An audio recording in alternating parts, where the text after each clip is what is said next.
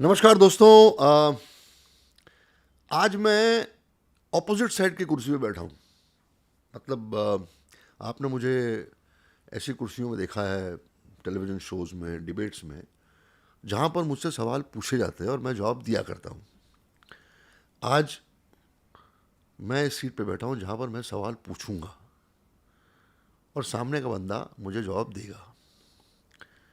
अक्सर दोस्त हैं, दोस्त जिनके साथ आप उठते बैठते हो, जिनके साथ आप काम करते हो, जिनके साथ आप मस्ती करते हो, ज़िंदगी में बहुत सारे लोग आपकी ज़िंदगी में आते हैं। ऐसे ही मेरी ज़िंदगी में हमारे ही इलाके में हमारे जो पब्लिक रिप्रेजेंटेटिव हैं, एमएलए हैं, जिनका नाम अमित साटम साहब है, वो आज मेरे इस शो में मेरे सामने मेरे कुर्सी पे बैठे हुए हैं। मैं इनके साथ बहुत ही इनफॉर्मल गुफ्तगू करूँगा। तो चलिए मैं मिलाता हूँ अपने आप सब लोगों को आज के मेरे मेरे इस एपिसोड में, मेरे पॉडकास्ट में हमारे कॉन्स्टिट्यूंसी के एमएलए जो कि बहुत ही मशहूर हैं, बहुत ही नोन हैं, अमित साटम साहब। नमस्कार, thank you very much. Amit मेरे से उम्र में छोटा है तो मैं अमित करके बुलाऊंगा, हालांकि अक्सर ऐसा होता नहीं है। अमित, मैं कुछ चीज़ें आपकी चाहता हूँ कि लोग जाने, लोग समझें, लोग आपसे इंस्पायर भी हों और लोग सोचें भी इस चीज़ के बारे में। शुरुआत करते हैं हम आपका जो जो पालन है, बेसिकली आप कहाँ के हो और आपकी जो जर्नी शुरुआत जो हुई है, जहाँ तक एजुकेशन का सवाल है, वो कहाँ पे हुआ, और कुछ अपने परिवार, अपने फैमिली के बारे में कुछ बताइए प्लीज़। वैसे मेरे basic graduation BA in political science and sociology है। उसके बाद में मैंने एमबीए किया है ह्यूमन रिसोर्सेज में, और एमबीए ह्यूमन रिसोर्सेज में करने के बाद एक बहुत बड़ी मल्टीनेशनल कंपनी में ह्यूमन रिसोर्स डिपार्टमेंट में मैंने 4 साल नौकरी भी की as a assistant manager human resources. I started off as a management trainee HR, then became an executive, senior executive, assistant manager human resources. College के दिनों से ही मुझे राजनीति में बहुत ज़्यादा रुचि थी। राजनीति की एक मेरी एक वो उसके लिए एक लाइकिंग थी, लेकिन मैं कॉलेज के दिनों में राजनीति में कभी नहीं था। और जैसे ही मैंने एमबीए कंप्लीट किया, नौकरी करनी शुरू की, तो by chance I happened to start working for BJP at a very very grassroots level. और फिर उसके बाद में मेरे मन में एक ख्याल आया कि इसको फुल टाइम इसको ट्राई करना चाहिए। और 2004 में मैंने ये निर्णय किया कि अपनी नौकरी को विराम देकर राजनीति में फुल टाइम मैं काम करूं, और मैं बीजेपी का फुल टाइमर बना 2004 में। और उसके बाद में 2 साल 3 साल मैंने हमारे जो लेट लीडर है गोपीनाथ मुंडे जी, उनके साथ में एक पॉलिटिकल अप्रेंटिसशिप की। उसके बाद में यहाँ पर अंधेरी वेस्ट में बीजेपी का लोकल काम करने की मैंने शुरुआत की, और उसके बाद में वो जर्नी शुरू हुई और डेस्टिनी ने आज मुझे वहाँ पर लेकर आई है जहाँ पर मैं आज आपके सामने बैठा हूँ। ये टर्निंग पॉइंट जो आपका है from corporate world to to to to politics, वो कैसे हुआ? और मुझे इस बात का यकीन है कि जब आप कॉर्पोरेट वर्ल्ड से आपके एजुकेशन के इससे जब आप पॉलिटिक्स में आए तो 100% फैमिली में इसका, आपके पेरेंट्स में, आपके फादर में, मदर में थोड़ा बहुत एक विद्रोह हुआ होगा, क्योंकि एक वाइट कॉलर जॉब जो होता है वाइट कॉलर जॉब ही होता है। So when you shift your complete job and leave the job, the insecurities, reaction क्या था घर पे? वेल, मुझे हमेशा मेरे मन में ये था कि मैं राजनीति को एज अ करियर मैं ट्राई करूं, और बिकॉज राजनीति ये मेरा पैशन था, and I always wanted to make my passion my career, and it is always better to have tried and lost than not have tried at all. और इसीलिए मैंने सोचा कि मैं इसे ट्राई करूं। डेस्टिनी भी हो सकती है, आपको लगता है कि ये डेस्टिनी है? कि डेस्टिनी तो destiny में होती आप है are you a believer of destiny? इसमें मेरे जो स्पिरिचुअल गुरु है श्री श्री रविशंकर जी, मैंने उनके साथ भी इसके बारे में चर्चा की। उन्होंने भी मुझे ये लेने के लिए, पॉलिटिक्स टेकअप करने के लिए इंस्पायर किया। उनके ऊपर एक फेथ था और एक स्पिरिचुअल बैकिंग थी। और उस समय पर गोपीनाथ मुंडे जी जैसे लीडर के साथ काम करने का मौका मिलना, ये भी उस समय के ऊपर एक बहुत बड़ी अपॉर्चुनिटी थी। Yes, definitely I come from a very very middle class Maharashtrian family. मेरे फादर एक retired chief manager bank of India है और mother retired state government servant है। और आज से 20-22 साल पहले जब भी मैंने ये निर्णय किया, एग्जैक्टली 20 साल पहले, तो मैं एक मोस्ट एलिजिबल बैचलर था उस समय के ऊपर। क्या बोला डैड ने, क्या बोला डैड मॉम ने, क्या बोला, हाउ डिड दे रिएक्ट? पहले उनका रेजिस्टेंस था, तभी मैंने ये भी सोचा कि मेरे पास एक डिग्री है टू बैक मी अप, और अगर मैं नहीं सक्सेसफुल होता हूं तो I always have a degree and a corporate experience to back me up so that I can always switch back. उस समय के ऊपर मेरी छोटी बहन Puja, my younger sister who's younger to me by 5 years, played a major role. And उसने घर का जो पूरा माहौल था उसे बहुत अच्छी तरह से मैच्योरली संभाला, डिफ्यूज किया और उसको डिफ्यूज किया, और मुझे बहुत सपोर्ट किया उसने उस समय के ऊपर। और उसके सपोर्ट के बाद में over a period of time parents का भी सपोर्ट आ गया, और उन्होंने भी धीरे धीरे देखते देखते मुझे सपोर्ट करना शुरू हुआ। यस, मन में एक चिंता होती थी कि इसका भविष्य क्या है, ये सेटल कब होगा, शादी कब होगी, ये सारी चीज़ें तो थी, लेकिन एक सटल सपोर्ट उनका रहा। और उन्होंने कभी निर्णय लेने के बाद में कभी चिक नहीं की। वो हमेशा मेरे साथ में, मेरी फैमिली हमेशा मेरे साथ में खड़ी रही, और उसके लिए मैं उनका शुक्रगुजार हूँ। एक बहुत ही इंटरेस्टिंग चीज़ मैं दोस्तों आपसे बताऊंगा, हालांकि बहुत ही कमाल की चीज़ है। हमारा एक्सपीरियंस जो है, मैंने क्यों अमित के बारे में सोचा पॉडकास्ट करने के लिए, कि अमित का जो पॉलिटिकल करियर शुरू, इन्होंने सोचा कि पॉलिटिक्स में मैं जाऊं, तो ये कॉरपोरेशन की टिकट पे कॉरपोरेटर के इलेक्शन जो है वो लड़ने के लिए बीजेपी की तरफ से खड़े हुए।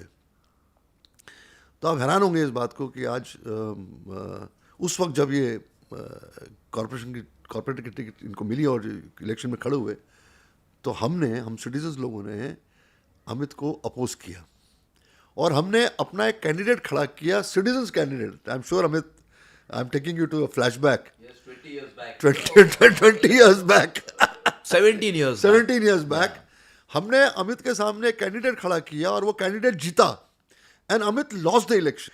ऐसा माहौल जहां पर लोग आपके अगेंस्ट थे, जहां पर लोगों ने आपको इलेक्शन हराया, वही लोग जिन्होंने आपको इलेक्शन हराया, वही लोग अगले इलेक्शन में आपके साथ खड़े हुए हैं, आपको 2 बार इलेक्शन जिताया, आप कॉर्पोरेशन इलेक्शन जीते, then you won MLA elections twice.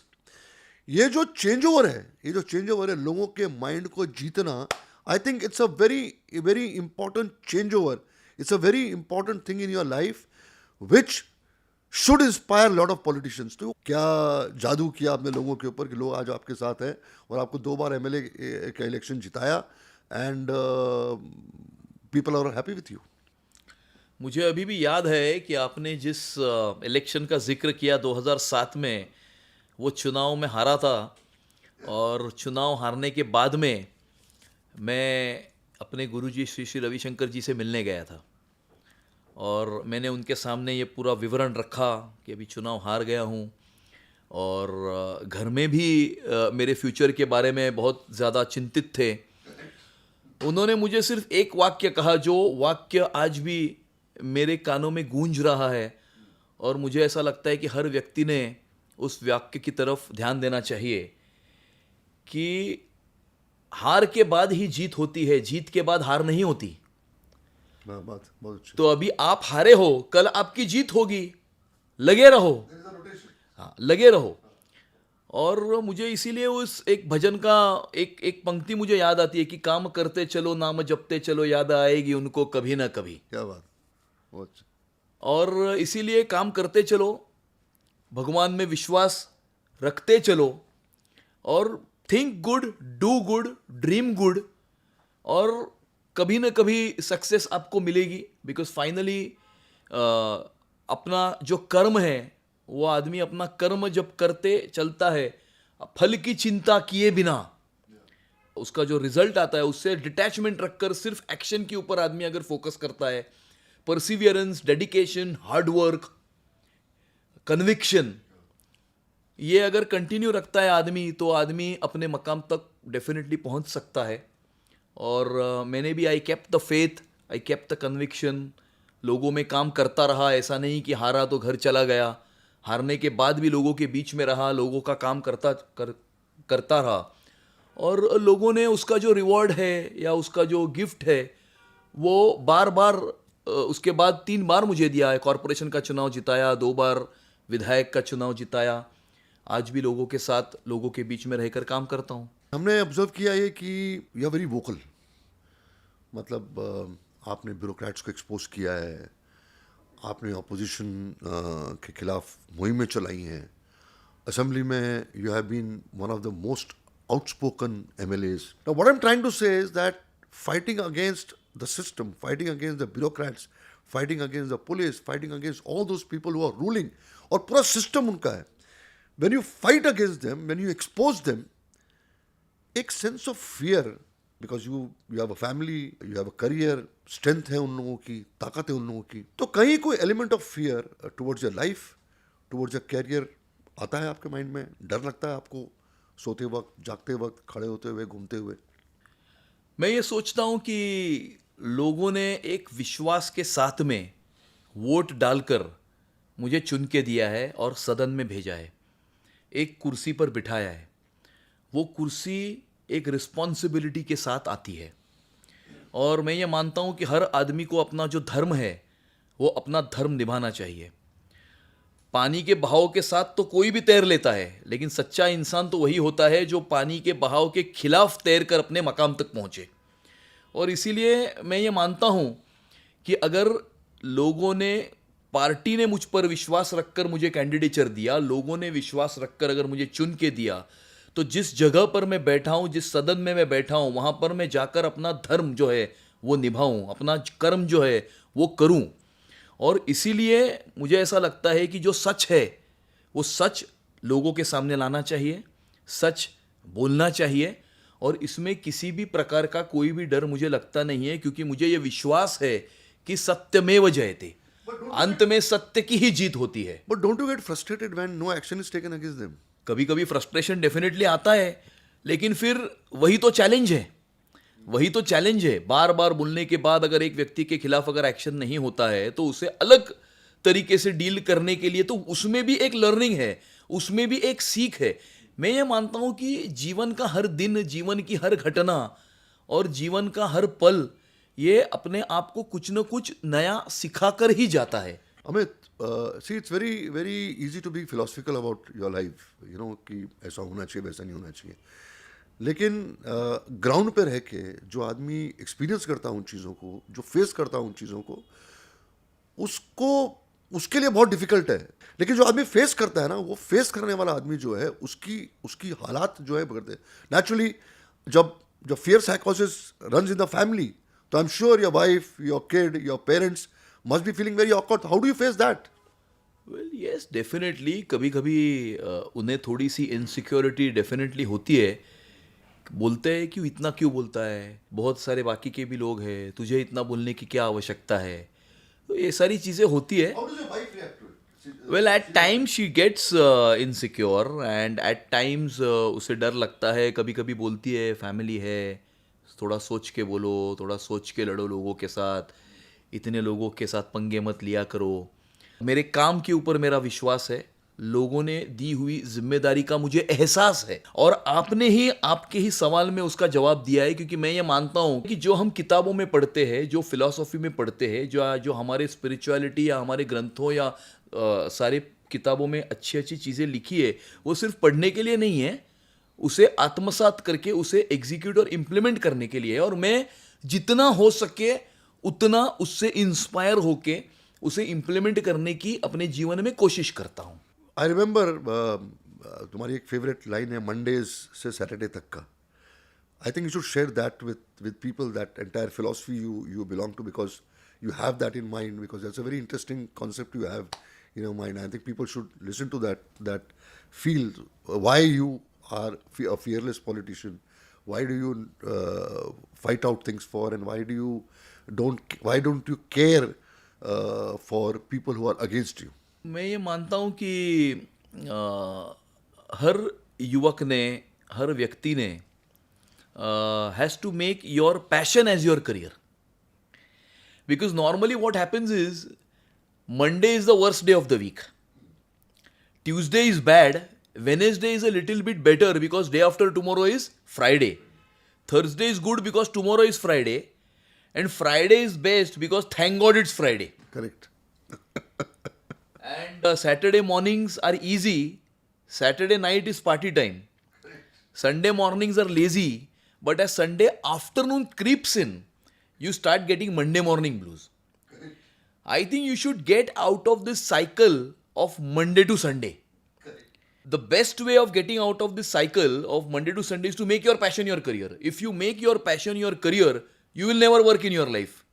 You will always be on a vacation. So I chose my passion as my career, and that's the reason I enjoy every day of the week and every day of my life. So आज मेरे लिए कोई Monday, Sunday, Saturday सब एक समान है. Every day is vacation. I enjoy every day. Isn't it interesting? I found this entire philosophy of his, it's very interesting, and I think it's a thought which all of us should, believe in, love, or take up a profession which you like it, or you love it, you adore it. Amit, who are the politicians in today's time who inspire you? जो आपको लगता है कि यार ऐसा बनेंगे, उनकी कुछ आदतें हैं, उनकी कुछ चीज़ें हैं, उनकी कुछ ऐसी हरकतें हैं जो आपको इंस्पायर करती है पॉलिटिशियन बनने की, अचीव करने की और आगे जाने की. मैं ऐसा सोचता हूँ कि मैं हमेशा ये सोचता था कि कोई भी ब्रांड होता है, उस ब्रांड की मार्केटिंग करने के लिए वो कंपनी एक ब्रांड एम्बेसडर के रूप में एक फिल्म स्टार को चुनती है, स्पोर्ट्स पर्सन को चुनती है उसे एंडोर्स करने के लिए. मैं हमेशा ये सोचता था कि हिंदुस्तान की राजनीति साफ या क्रेडिबल तब होगी जब एक पॉलिटिकल लीडर उस इतना क्रेडिबल बनेगा कि वो कोई भी ब्रांड को, नॉट नेसेसरली कमर्शियली, बट कोई भी ब्रांड को वो प्रमोट करे. और उसने अगर कह दिया कि ये चीज़ सही है या वो वहाँ पर जाकर खड़ा हुआ तो उस चीज़ की तरफ लोग जाना शुरू करेंगे. मैं ये मानता हूँ कि आज हिंदुस्तान की राजनीति उस मकाम पर पहुँच गई है जहाँ पर एक पॉलिटिकल लीडर की क्रेडिबिलिटी उस लेवल पे पहुँच गई है कि अगर वो पॉलिटिकल लीडर कहे कि ये सही है तो पूरा देश या पूरी दुनिया मानेगी कि हाँ ये सही है. और मुझे ऐसा लगता है कि इसमें हमारे प्रधानमंत्री नरेंद्र मोदी जी का सबसे बड़ा उसमें उनका रोल है. मैं कल ही का आपको एग्जाम्पल देता हूँ कि वो लक्षद्वीप गए, उन्होंने बीच के ऊपर वॉक किया, उन्होंने स्नॉर्केलिंग की. अभी आप कल से देखो कि लक्षद्वीप की tourism will give a run for money to the tourism of south east Asia. लोग भूल जाएंगे अभी थाईलैंड को, लोग भूल जाएंगे लंकावी को, लोग भूल जाएंगे साउथ ईस्ट एशिया के सारे आइलैंड डेस्टिनेशंस को, लोग भूल जाएंगे मालदीव्स को. अभी पूरी दुनिया कल से लक्षद्वीप आएगी. इतनी बड़ी क्रेडिबिलिटी हिंदुस्तान की राजनीति में तो है, लेकिन मुझे ऐसा लगता है पूरी विश्व की राजनीति में एक पॉलिटिकल लीडर की क्रेडिबिलिटी इस मकाम तक आज तक कभी नहीं आई है. और इसीलिए नरेंद्र मोदी जी से बड़ा इंस्पिरेशन दूसरा कोई हो ही नहीं सकता है. एक ऐसा सवाल है जो मुझे लगता है कि लोग जो हैं वो सोच रहे होंगे कि ये अशोक ने अब तक सवाल पूछा क्यों नहीं. चूँकि आप मुंबई में एमएलए हो, मुंबई के लोगों की सबसे बड़ी प्रॉब्लम, और ये प्रॉब्लम पेरिनियल प्रॉब्लम है, ये सॉल्व क्यों नहीं हो रही है ये आज तक समझ में नहीं आ रहा है. It's a very perennial issue. और बहुत सिंपल तरीके से मैं आपसे पूछता हूँ कि ये शहर है, इस शहर में एक सड़क है जो हाईवे से आपको एयरपोर्ट लेके जाती है. वो सड़क आपको ऐसा लगता है कि आप अमेरिका में हो, आपको लगता है कि आप जापान में हो, आपको लगता है कि आप ऑस्ट्रेलिया में हो, अब्रॉड में, या इस शहर के बाहर भी बहुत सारी ऐसी सड़कें हैं हमारी जब वो सड़क इतनी कमाल की हो सकती है तो मुंबई की बाकी सड़कें हैं वैसी क्यों नहीं हो सकती?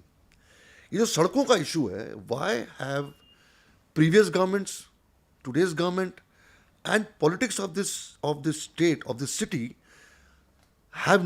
why have they failed to give proper roads to people? बारिश हुई नहीं, 6 घंटे की बारिश नहीं हुई, 3 घंटे की बारिश नहीं हुई कि इतने पॉटहोल्स हो जाते हैं, इतना अस्त व्यस्त हो जाता है पूरा इस शहर. What is the reason why we have not been able to give proper roads to people? मुझे ऐसा लगता है कि lack of transparency and lack of honesty in the running of the local civic body for the last so many years is the root cause of this issue. लेकिन अभी उसे दूर करने की कोशिश हो रही है. आपने देखा है कि हमारे ही इलाके में मुंबई शहर का सबसे पहला रास्ता जिसमें यूटिलिटी कॉरिडोर है, यानी जिसमें डक्स है, तो आपको अलग अलग केबल्स और फाइबर्स ले करने के लिए बार बार रास्ते को खोदने की आवश्यकता नहीं पड़ेगी. उस डक्ट में आप वो सारे केबल्स और पाइप्स उसमें ले करके विदाउट डिगिंग द रोड उसे पास कर सकोगे. ये मुंबई की पहली सड़क हमने अपनी कॉन्स्टिट्यूएंसी में बनाई है और उसे पूरे मुंबई शहर में मुंबई की कॉरपोरेशन जो है वो रेप्लिकेट अभी कर रही है. मुंबई शहर का हर रास्ता ये सीमेंट कंक्रीट में बन रहा है. मुंबई शहर के हर रास्ते में अभी यूटिलिटी कॉरिडोर इनकॉर्पोरेट किया गया है.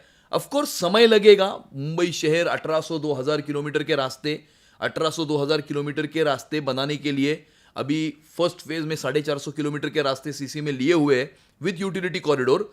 लेकिन आपने जिस प्रॉब्लम के बारे में बात की वो over a period of next 2 to 4 years ये मुंबई के रास्तों की प्रॉब्लम ये पूरी तरह से सॉल्व हो जाएगी, ऐसा मेरा मानना है. एक बहुत बड़ा आपका पैशन है. It's a very interesting passion which he has and is very rarely found in any of the politicians around us. This man is called the man of gardens. This man has changed all those places which were untouchable, which were not approachable, into beautiful gardens. I think आपने कुछ मेरे ख्याल से 40 के लगभग gardens जो है अपने कॉन्स्टिट्यूंसी में बनाए और gardens of the best quality. मतलब ऐसा नहीं कि टिपिकल जो बीएमसी के जो गार्डन्स होते हैं ना उनकी एक इमेज होती है कि टाइल लग गई, अगले 2 दिन निकल गए, 3 दिन में निकल गया, पेड़ लगे हुए हैं, बाथरूम नहीं है, ये नहीं है. तो बीएमसी के गार्डन्स की एक इमेज है. लेकिन Amit, you have changed all that and because I live in your area and I have been seeing the way you have converted environmental help to people. जो आपने गार्डन्स दिए लोगों को, जो आपने ओपन स्पेसेस दिए लोगों को, क्योंकि हम भी आप ही के पास आते हैं इन चीज़ों को लेके. What is that point? वो क्या है जिसने आपको इंस्पायर किया, जिसने आप में ये गार्डन्स की तरफ या ओपन स्पेस की तरफ या एनवायरनमेंट की तरफ which has kept you going? Mumbai ये ऐसा एक शहर है जिसे कंक्रीट जंगल के रूप में माना जाता है. मुंबई का open space ratio compare to other international cities is very poor, 0.04 acres per 1000 persons. और इसीलिए मुंबई शहर के जो ओपन स्पेसेस है उसे कॉन्जर्व प्रोटेक्ट करना ये बहुत इम्पॉर्टेंट बन जाता है. वो एक कारण है. दूसरा कारण ये है कि जो मुंबई शहर के जो गार्डन्स है वो एक लाइफलाइन है लोगों की. बच्चे से लेकर यूथ से लेकर सीनियर सिटीजन्स तक उस गार्डन में जब जाते हैं तभी वो अपने बाहर के जीवन से डिस्कनेक्ट होते हैं. वो वहाँ पर कंप्लीटली उस गार्डन में जाने के बाद एक अलग दुनिया में आते हैं और वहाँ से चार्ज होकर फिर अपने घर जाते हैं या अपने काम पे जाते हैं. और इसीलिए मुंबई का गार्डन ये एक बहुत इम्पॉर्टेंट एस्पेक्ट है अपने जीवन का. और इसीलिए बिकॉज मुंबई शहर के ओपन स्पेसेस को कंजर्व और प्रोटेक्ट करना ज़रूरी है और मुंबई के जीवन में मुंबई के गार्डन का भी एक बहुत बड़ा रोल है. इसीलिए मैंने सोचा कि मुंबई का क्वालिटी ऑफ लाइफ अच्छा करने के लिए, स्टैंडर्ड ऑफ लिविंग बढ़ाने के लिए, हैप्पीनेस इंडेक्स मुंबई शहर की बढ़ाने के लिए जितने भी अपने कॉन्स्टिट्यूएंसी के गार्डन्स है उसे एक अच्छे नेशनल इंटरनेशनल लेवल के गार्डन्स बनने चाहिए. और इसीलिए पिछले 12 साल में हमने करीबन 47 से 48 गार्डन्स जो है वो अपनी कॉन्स्टिट्यूएंसी में बनाए हैं। Have you received threats from land mafia, underworld, goons? Have you had to face all this kind of things? Well threats तो आते रहते हैं, जो वेस्टेड इंटरेस्ट होते हैं वो कंप्लेंट भी करते रहते हैं, अलग अलग प्लेटफॉर्म्स के ऊपर कंप्लेंट करते रहते हैं। मुझे ऐसा लगता है कि इस प्रकार के थ्रेट्स और ये सारी कंप्लेंट्स और ये सारी जो चीज़ें are best left to be ignored, और अपना काम करते चलो और भगवान में विश्वास रखते चलो। और आई थिंक ये सिर्फ इग्नोर करने के लायक के सारी चीज़ें हैं। Does your age, being a young person, go against your progress in politics? क्यों क्या होता है कि जो यंग लोग हैं पॉलिटिक्स में, उनको कहा जाता है कि यार तुम्हारा स्पैन ऑफ पॉलिटिक्स बहुत लंबा है, करियर लंबा है तुम्हारा, तो तुम हम इस साल छोड़ दो, अगले 5 साल के बाद देखते हैं, for a position, for a ministership, for all the advantage which a good politician gets. Does being young hinder your growth, your progress? नहीं, मुझे नहीं ऐसा लगता है, क्योंकि मेरा एज हमेशा मेरे फेवर में ही काम किया है। और मेरे ऑर्गेनाइजेशन ने, जिस पार्टी को मैं बिलोंग करता हूँ, बीजेपी को, उन्होंने मुझे बहुत सारी अपॉर्चुनिटीज़ दी है। उन्होंने मुझे 2007 में कॉरपोरेशन का चुनाव लड़ने का मौका दिया, जब भी मैं जीत नहीं पाया। उन्होंने मेरे ऊपर विश्वास रख के फिर से 2012 में मुझे मौका दिया। जब भी मैं कॉरपोरेटर के फर्स्ट टर्म में ही था, तो पार्टी ने मुझे विधायक का चुनाव लड़ने का मौका दिया, दूसरी बार मुझे विधायक लड़ने का मौका दिया। तो मैं ये नहीं मानता हूँ, पार्टी ने मेरे साथ जस्टिस से बहुत ज़्यादा मेरे ऑर्गेनाइजेशन ने मुझे दिया है, और मैं उसके लिए शुक्रगुजार हूँ। You have a daughter. Would you encourage her or discourage her to get into politics? Tomorrow, कल को, जैसे आपने अपने पेरेंट्स को कहा, कल को आके बोले कि dad I am getting into politics, मेरी पढ़ाई खत्म हो गई है, तो what will be your reaction? सच बोलना please, don't give a politically correct answer. I will want her to become what she wants to become.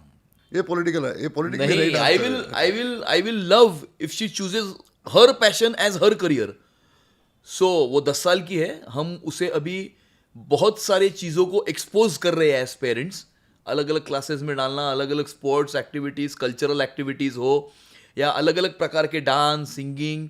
तो हमारा इतना ही काम है एज अ पेरेंट कि उसे सारी चीज़ों में एक्सपोज करना, उसे सारी चीज़ें अवेलेबल करके देना, ताकि उसमें से एक वो चुने जो उसकी पैशन हो. So we are just helping her discover her passion as a parent. That's it. She has to choose her passion as her career.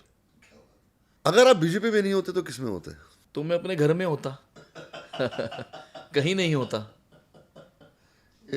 You know, this is why he is a successful politician. नहीं, मैं ये दिल से कह रहा हूँ. Do you see India as one of the biggest superpowers in recent times or in future? Of course. मुझे ऐसा लगता है कि पिछले 10 साल में the value of an Indian passport has grown multifold number of times.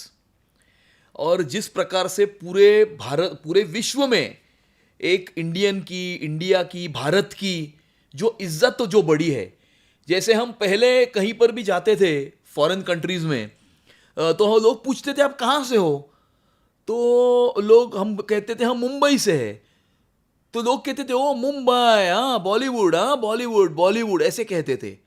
अभी हम जब जाते हैं, लोग पूछते आप कहाँ से हो, तो हम कहते हैं हम इंडिया से है, हम भारत से है, तो लोग कहते हैं भारत, इंडिया, ओ मोदी, हाँ मोदी.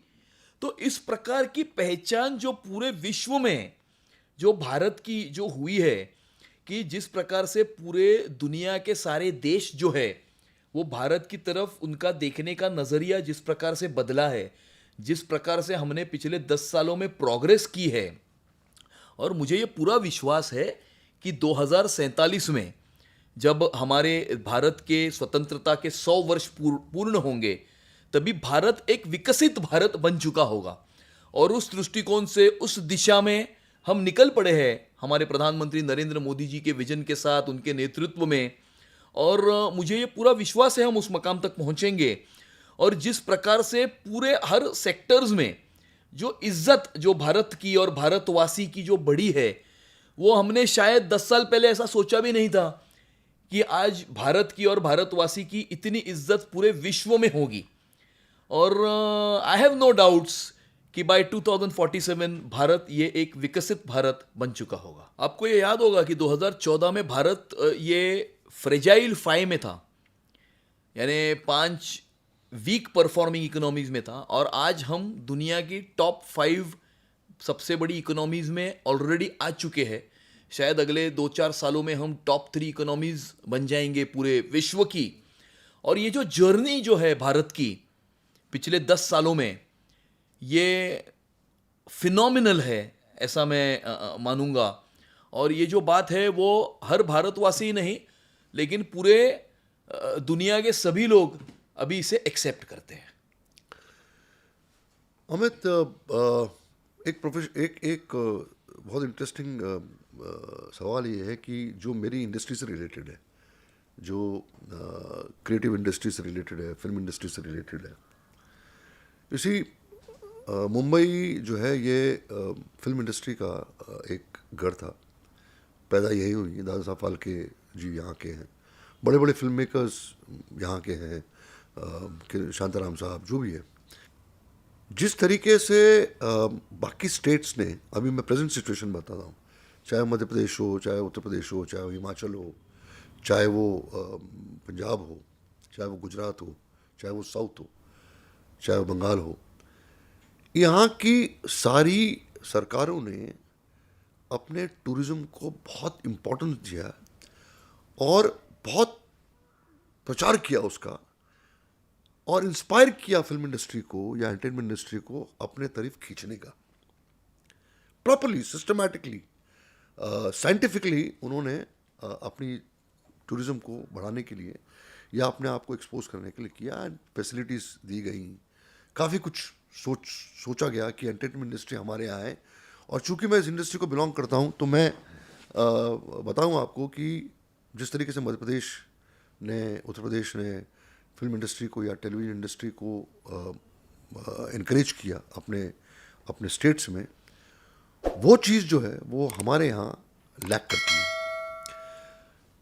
मैं आपको मध्य प्रदेश के बारे में लोगों को स्टेट्स में, दूसरे स्टेट्स में पता है, लोगों को पूरी कंट्री में पता है, लेकिन महाराष्ट्र में जो इम्पोर्टेंट जगहें हैं, चाहे वो नदियाँ हो, चाहे वो मंदिर हो, चाहे वो दरगाह हो, चाहे वो कोई भी इम्पोर्टेंट जो टूरिज्म स्पॉट्स होते हैं, उसके बारे में ज्ञान जो है वो पूरे देश में नहीं है।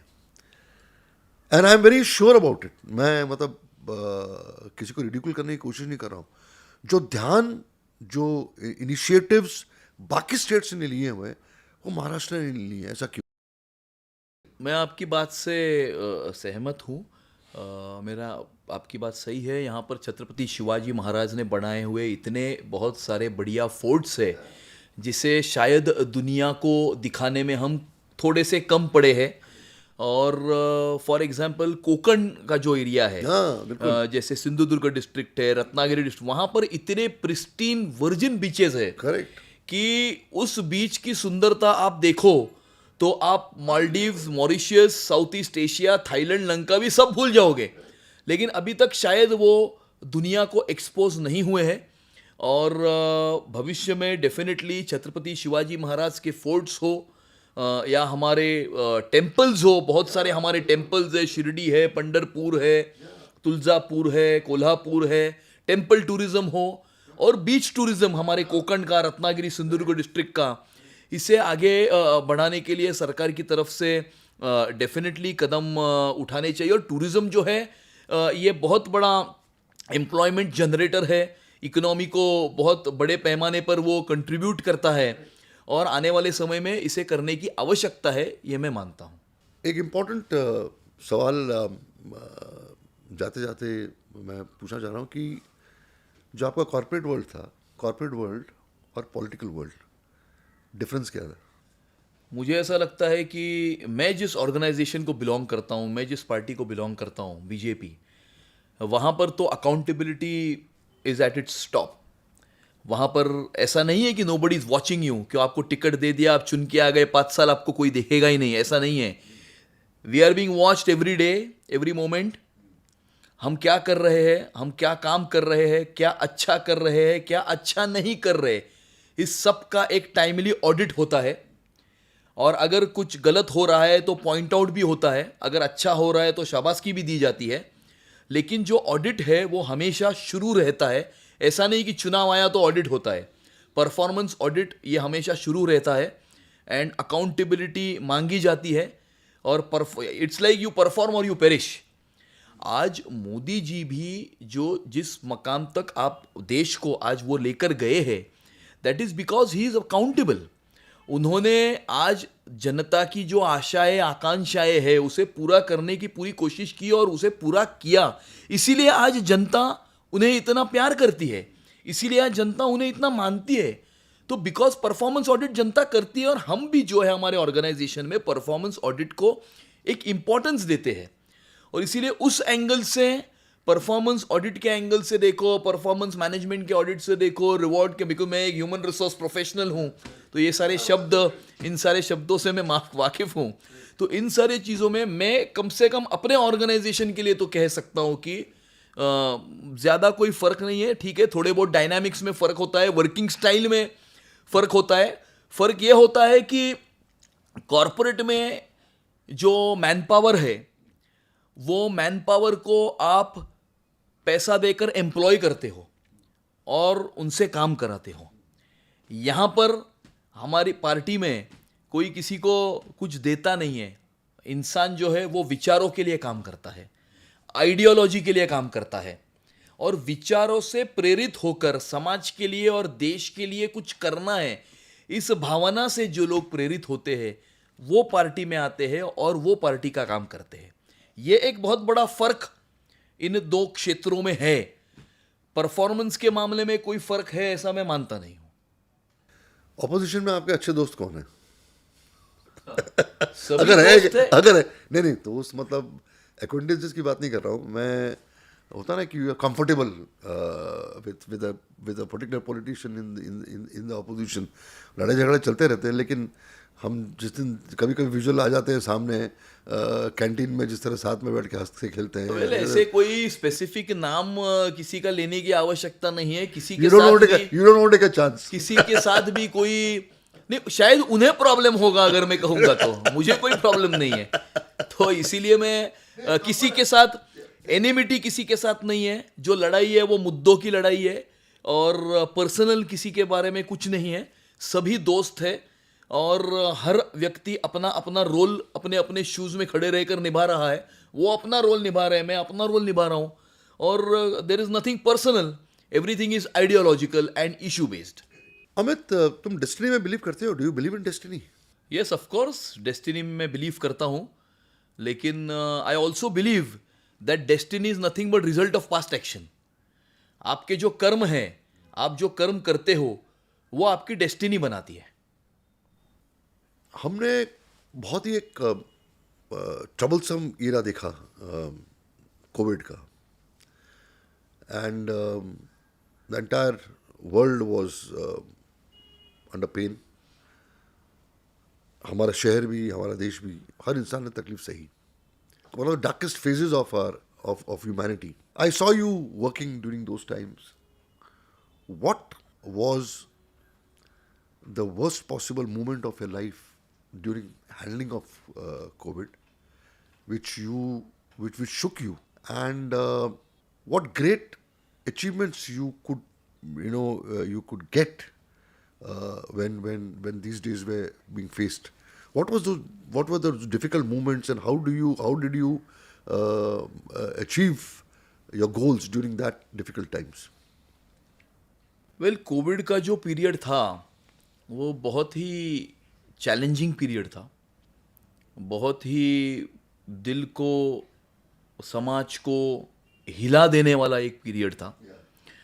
और उस समय पर बहुत चैलेंजिंग था। बहुत सारे कॉल्स आते थे लोगों की मदद करना।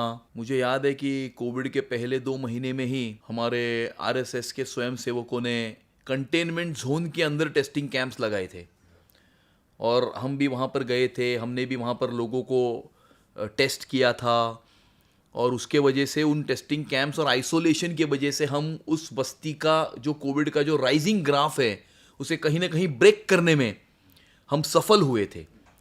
और ये बहुत टाइम्स चैलेंजिंग थी, बहुत सारे जो पहचान के लोग थे, 2-4 हमारे कार्यकर्ता भी, वी लॉस्ट देम, वो हमारे साथ में फील्ड पर काम कर रहे थे और उन्हें कोविड हुआ और वो हमारे बीच में नहीं रहे।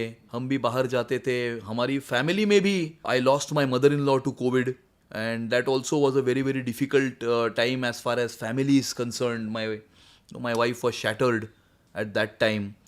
तो फैमिली में भी, समाज में भी, देश में भी एक बहुत ही चैलेंजिंग टाइम को हमने उस समय पर फेस किया। लेकिन उसमें से पूरे देश को और समाज को सक्सेसफुली बाहर निकालने का काम जो है वो भारत सरकार ने किया, और उसका जो क्रेडिट है वो मैं हमारे प्रधानमंत्री नरेंद्र मोदी जी को देना चाहूँगा कि 6 महीने में 140 करोड़ के देश को फुल्ली वैक्सीनेट करना ये अपने आप में एक मिरेकल है, मैं मानता हूं। इजराइल का पॉपुलेशन 1 करोड़ है, हमने 1 करोड़ लोगों को रोज वैक्सीनेट किया, हमने एक इजराइल को रोज वैक्सीनेट किया। मुझे लगता है कि this was the biggest vaccination drive on this planet.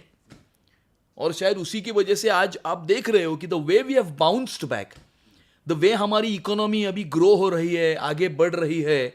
मुझे ऐसा लगता है कि कोविड से जल्दी इस देश को बाहर निकालने की वजह से आज हमारी इकोनॉमी इतनी फास्ट ग्रो हो रही है। Any situation where you had lost hopes of fighting this battle of COVID? बहुत सारे incidences हुए होंगे आपके उस time, because you were on ground, you were running around here and there, you were in hospitals, you were in शमशान घाट पे देखा मैंने आपको, आप यहाँ वहाँ लोगों के साथ स्लम्स में you are moving around. Losing hope से ज़्यादा मैं जो फुलफिलिंग था उसकी बात करना पसंद करूँगा। और मुझे एक नोट भेजा था अपने एक बंदे ने जो अमेरिका में है, और उसके 80 इयर्स के दोनों पेरेंट्स यहाँ पर अकेले थे और उन दोनों को कोविड हो गया था। और उस समय के ऊपर मुझे किसी के थ्रू उसने कांटेक्ट किया, फिर हमने उन दोनों को एडमिट करवाया हॉस्पिटल में, और वो अच्छे होकर अपने घर में आए, और फिर उनका लड़का उन्हें अमेरिका लेकर गया। तो वहाँ अमेरिका से उसने मुझे जो एक नोट भेजा था कि that note was very touching, जहाँ पर उसने कहा मुझे कि my parents got another son today. तो वो एक बहुत टचिंग और एक फुलफिलिंग मोमेंट था कि एक सेटिस्फैक्शन जिसे कहते हैं, काम करने के बाद जो सेटिस्फैक्शन होता है वो मिलता है। और दूसरा एक डॉक्टर थे जिन्हें खुद हॉस्पिटल में बेड नहीं मिल रहा था, and he reached out to me, and फिर उन्हें हमें बताने के बाद उन्हें आधे घंटे में हमने हॉस्पिटल में एडमिट किया, और वो अच्छे होकर घर में आए, और फिर वो मुझे मिलने मेरे ऑफिस में आए, और जब भी उन्होंने कहा कि I am here today because of you, तो वो एक बहुत फुलफिलिंग मोमेंट था।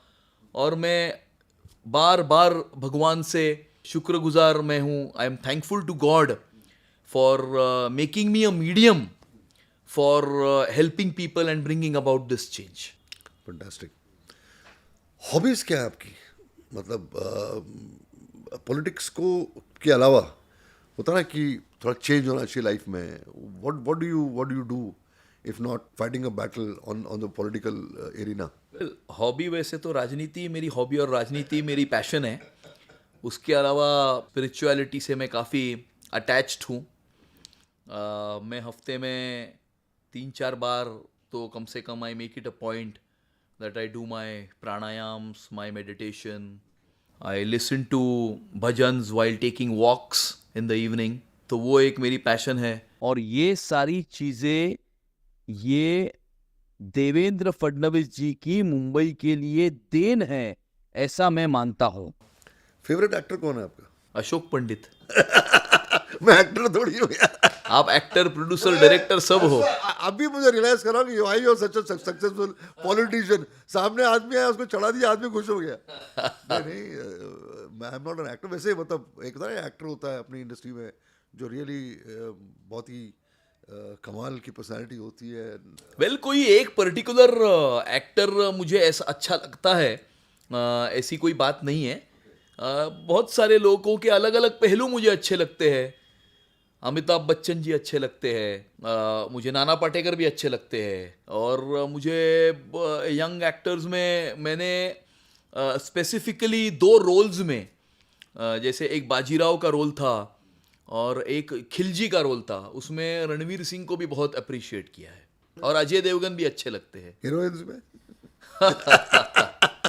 हीरोइन में तो मेरे घर में जो मेरी हीरोइन है वही मेरी फेवरेट हीरोइन है। हाँ चलिए, again you have given a politically correct answer, क्योंकि अगर किसी हीरोइन का नाम ले लेते तो घर पे पूछताछ हो जाती कि ये मुझे पता ही नहीं है कि हीरोइन आपकी फेवरेट है। Have you come across a situation where your daughter has told you that dad grow up, आजकल के बच्चे बोलते हैं बुजुर्गों की, यार ये दिस विल नॉट वर्क, क्या आप पुरानी बातें करते हो, क्या पुरानी चीज़ें करते हो, ये कोई तरीका है क्या?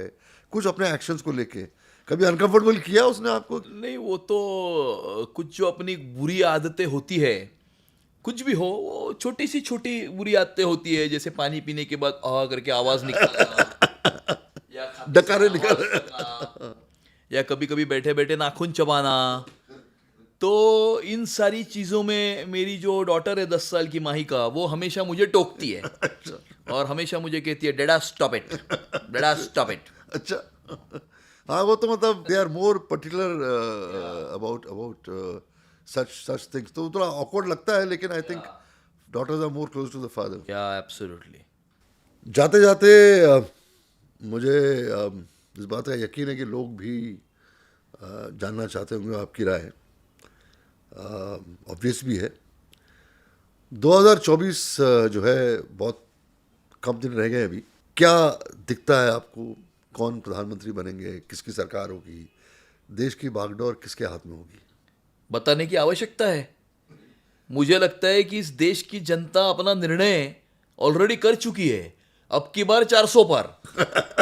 फिर से एक बार इस देश के प्रधानमंत्री नरेंद्र मोदी जी, इस देश की जनता उन्हें बनाएगी, और 2047 के विकसित भारत की तरफ जो जर्नी है, उस तरफ ये पूरा भारतवर्ष नरेंद्र मोदी जी के नेतृत्व में आगे बढ़ेगा। थैंक यू अमित, बहुत बहुत शुक्रिया मेरे शो में आने का। You see, it's very important to know politicians who come from corporate background, educated people, and we have lot of senior ministers in this country of ours now. The Prime Minister has chosen them, like we have our Foreign Affairs Minister, Jaishankar Saab. The image of this country has to be changed, and it's changing. And I'm sure you will like my show.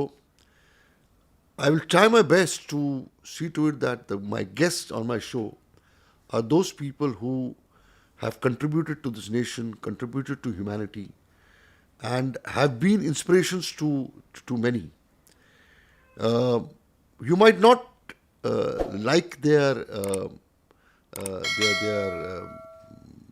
certain habits of theirs or certain issues of theirs. But if at all they have contributed something to the country, to the nation, to humanity, to people, I think they all deserve to be on my show, and they all be in my show. और मुझे इस बात का यकीन है कि आप लोग मेरे शो को पसंद करोगे, रिएक्ट करोगे, और आपको कोई चीज़ अगर पसंद नहीं आती और आपको लगता है कि मुझे चेंज करना चाहिए, I am open to it, I listen to it, because it's people's show, ये लोगों का शो, ये आपका शो है। I being a filmmaker, I being a social activist, I am on ground constantly, continuously on major issues apart from my profession. So it's not a drawing room show. It's a show which will you will identify with. It's not that I've read books and I've gone to Google and found out about a person. All those people who have mattered to me in my life, all those people who are important to me in my life will be part of this show. And that's why this show will be different than other shows. See you in my next show. Goodbye.